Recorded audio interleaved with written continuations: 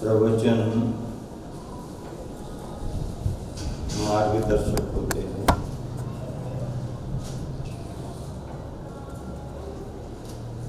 किसी न किसी उद्देश्य को लेकर के प्रवचन दिए जाते हैं। कभी गाथाओं का आधार लिया जाता है, कभी सूत्रों का आधार लिया जाता है, कभी कविता और पद्यों का भी आधार लिया जाता है। वर्तमान में आचार्य श्री की रचनाओं में से संत शिरोमणि प्रवचन माला में हाइकू का आधार लिया गया है। छोटी रचनाएं सूत्रों जैसा काम करती हैं। आचार्य श्री ने हाइकू लिखा, मूल बोध में बड़की जटाएं सी व्याख्याएं ना हो। कितनी बड़ी बात है। मूल बोध में जड़ की जटाएं सी व्याख्याएं ना हो।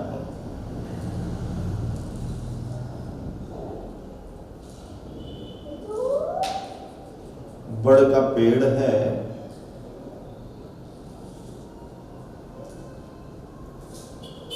मूल तो उसका मूल ही रहता है, लेकिन जब वो पेड़ बढ़ता है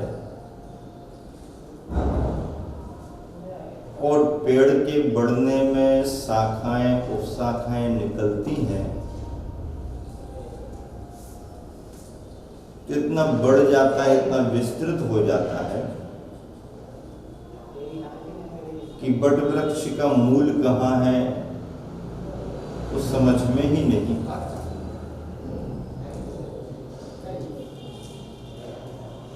और कभी कभी बट वृक्ष की शाखाएं मूल लोपी जैसी दिखने लगती हैं।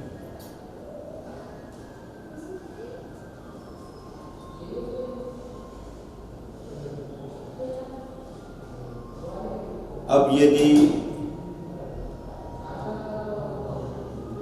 शाखाओं उपशाखाओं में, उनके विस्तार में मूल छिप जाए, मूल ढक जाए, मूल दब जाए, मूल न दिख पाए, तो मूल से परिचय कैसे होगा? शाखाओं उपशाखाओं से परिचय हो, अच्छी बात है। मूल का विस्तार हो, ये भी अच्छी बात है, लेकिन मूल का ज्ञान बना रहे, मूल हमारे ध्यान में बना रहे,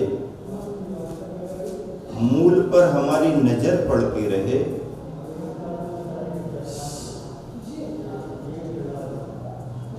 तो मूल का महत्व मालूम होता रहता है। अन्यथा कभी कभी ऐसा होता है कि मूल तो मूल में ही रह जाता है और चूल शिखर तने और शाखाओं की चर्चाओं में हम उलझ जाते हैं।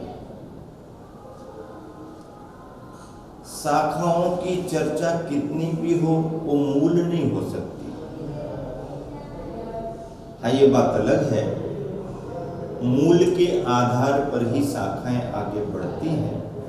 शाखाओं का आधार मूल है, लेकिन मूल तो मूल है और उससे निकला हुआ विस्तार, चूल, तने, शाखाएं, वो अपने आप में अलग है।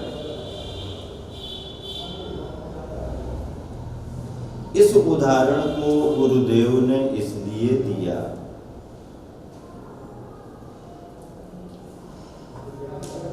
कि वटवृक्ष की तरह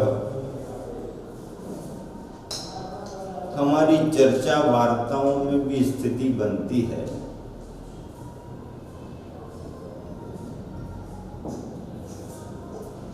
इसलिए गुरुवन ने इस हाइकू में लिखा है, मूल बोध में बड़ की जटाएं सी व्याख्याएं ना हो, अर्थात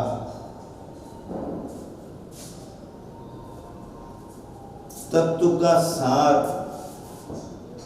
मूल सिद्धांत जो है,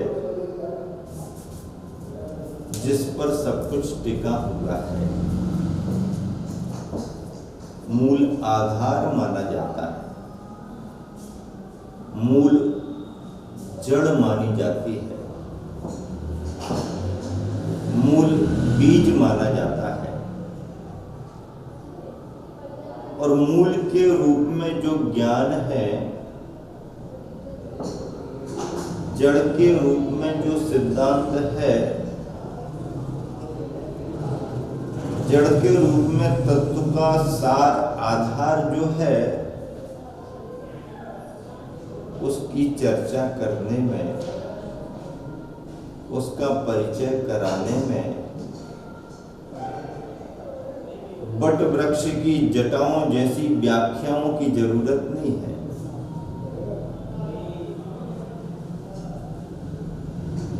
यदि हमने व्याख्याओं में अति विस्तार किया, व्याख्याओं में अति फैलाव किया, तो स्थिति ये भी बन सकती है कि विस्तार और फैलाव से परिचय तो होता जाएगा, शायद हम मूल से भटक भी सकते हैं, मूल से ओझल भी हो सकते हैं। मूल का परिचय बना रहे, मूल की पकड़ हमारी बनी रहे, और उस मूल के परिचय पकड़ के साथ में हम जितना आगे बढ़ सकें बढ़ें। आगे बढ़ना बहुत अच्छा है, भेद भेदांतरों को समझना अच्छा है, जितना विस्तार कर सके उतना अच्छा है, लेकिन मूल हमारा जो है उसकी पकड़ हमारी बनी रहनी चाहिए।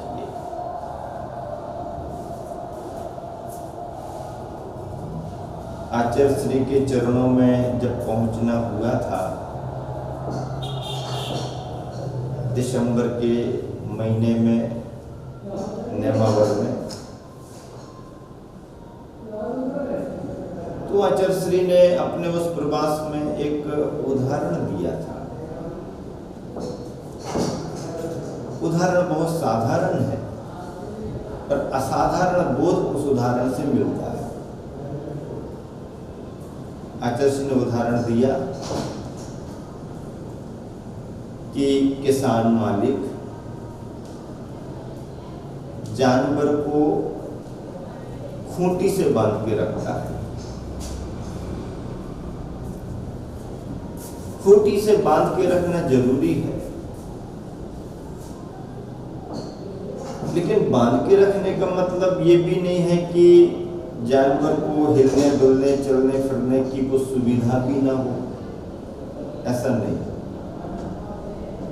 सुविधा उसको पूरी होती है, लेकिन दायरे में ही सुविधा होती है, दायरे से बाहर जाने की सुविधा नहीं होती है। मालिक जानवर को खूंटी से बांध देता है, और जानवर के गले में इतनी रस्सी रहती है खूंटी से बंधी हुई कि जानवर चारों तरफ घूम फिर सकता है। खाने पीने की उसको सुविधा दी जाती है, उसके पास भी खाने का इंतजाम रहता है, पीने का भी इंतजाम रहता है, और जरा वहीं वहीं बंधे रह करके घूमना फिरना चाहे तो रस्सी से बंधे रह करके अपने दायरे में घूमना फिरना भी करे, उसमें जानवर को भी असुविधा नहीं होती है और मालिक भी निश्चिंत रहता है, क्योंकि मालिक की संपत्ति सुरक्षित बनी रहती है और जानवर की स्वतंत्रता भी बनी रहती है। भगवान के द्वारा कहा गया तत्व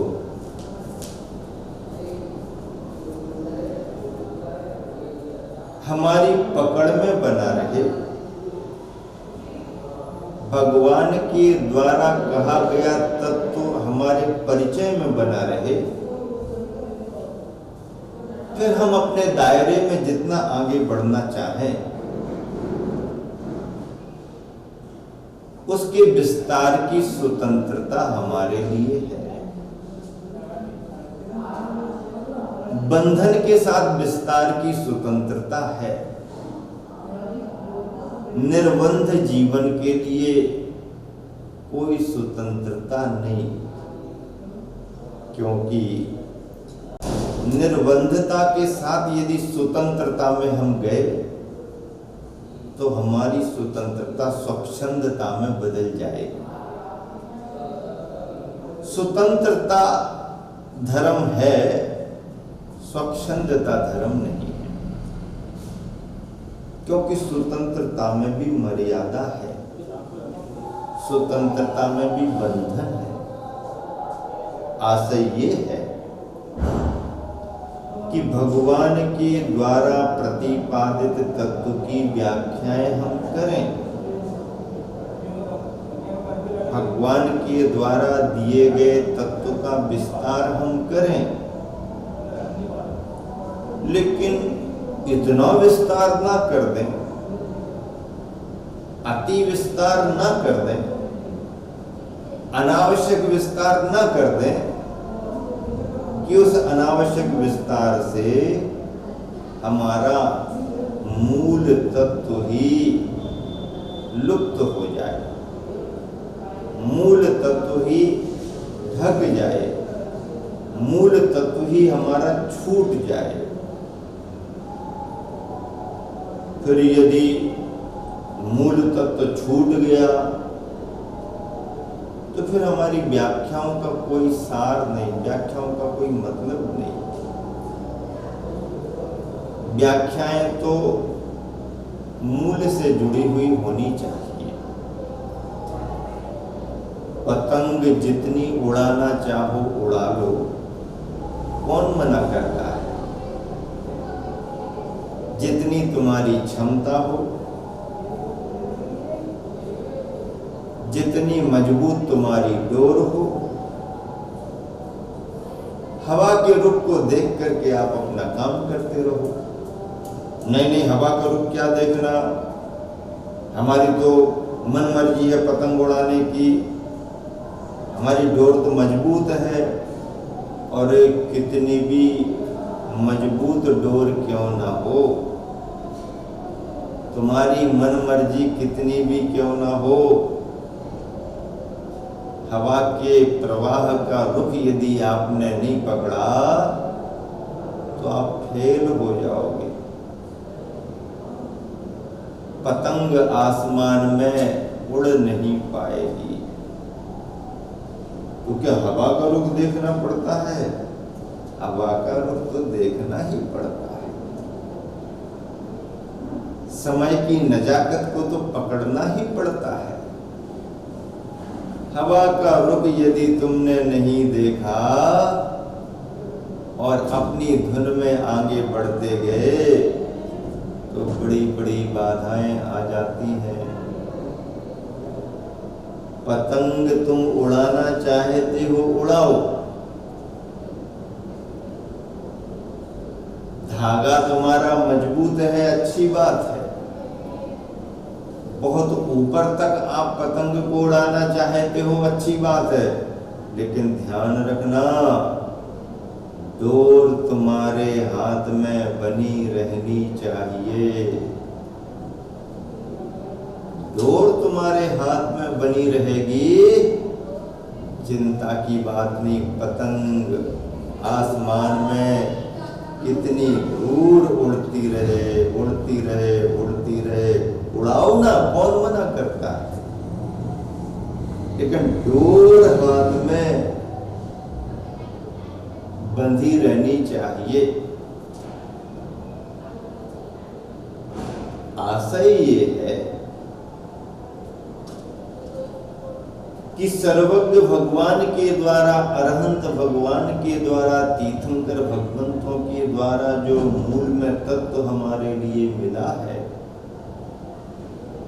उस तत्व को पकड़ करके फिर यदि हम व्याख्याएं करते हैं, टीकाएं उपटीकाएं लिखते हैं, उनका विस्तार करते हैं, तो विस्तार रुचि शिष्यों के लिए भी उनकी जरूरत है, इसकी कोई मनाही नहीं। लेकिन ध्यान ये रखना पड़ता है, ध्यान ये रखा भी जाता है कि हमारी व्याख्याओं में, हमारे विस्तारों में कहीं मूल तत्व छूट ना जाए, मूल तत्व छुप ना जाए।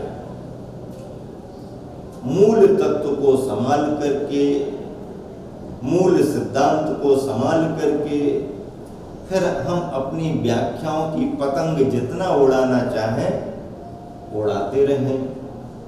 डोर से बंद करके जानवर अपने आंगन प्रांगण में जितना घूमना चाहे घूमे, बस खूंटी से और डोर से वो बंधा रहे तो सुरक्षित रहता है।